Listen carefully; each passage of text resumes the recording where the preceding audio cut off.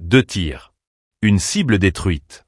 L'artillerie russe affirme avoir frappé un canon ukrainien dissimulé près de la frontière.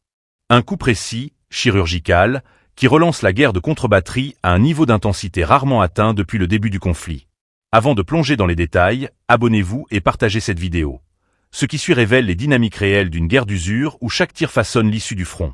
Dans la région de Koursk, à proximité immédiate de la ligne de front, l'artillerie aéroportée russe affirme avoir éliminé une menace directe émanant des forces ukrainiennes. L'arme utilisée, le canon de 152 mm Jiatsin-B, redouté pour sa portée et sa puissance. L'unité concernée, issue de la division aéroportée de Toula, a ciblé avec une précision revendiquée un canon ukrainien camouflé, détecté après une opération de reconnaissance aérienne. L'alerte a été donnée suite à la localisation d'une pièce d'artillerie ennemie, positionnée de façon stratégique pour menacer les avant-postes russes. En quelques minutes, les coordonnées transmises ont permis aux artilleurs de déployer leurs batteries. 2 tirs ont suffi pour neutraliser la cible, selon le rapport officiel diffusé par les forces russes.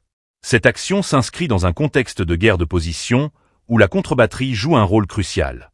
L'objectif, neutraliser les capacités d'artillerie adverses avant qu'elles ne causent des pertes ou désorganisent les lignes défensives.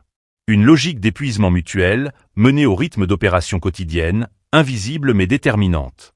Les forces russes insistent sur le fait que leurs unités aéroportées sont désormais engagées dans des missions de feu intensives, où les frappes ciblées sur les effectifs, les systèmes d'artillerie, mais aussi les stocks de munitions ukrainiens, visent à désorganiser durablement les capacités offensives de Kiev.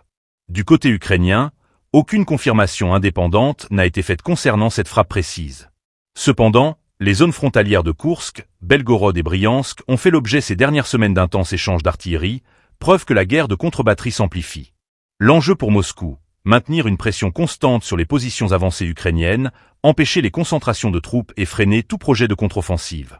En éliminant rapidement les pièces d'artillerie les plus menaçantes, la Russie espère conserver la supériorité tactique sur plusieurs axes du front nord. Mais cette stratégie repose sur une efficacité constante du renseignement, une capacité de réaction rapide et un niveau de coordination élevé entre reconnaissance, commandement et unité de tir. Une mécanique de guerre où l'erreur se paie comptant.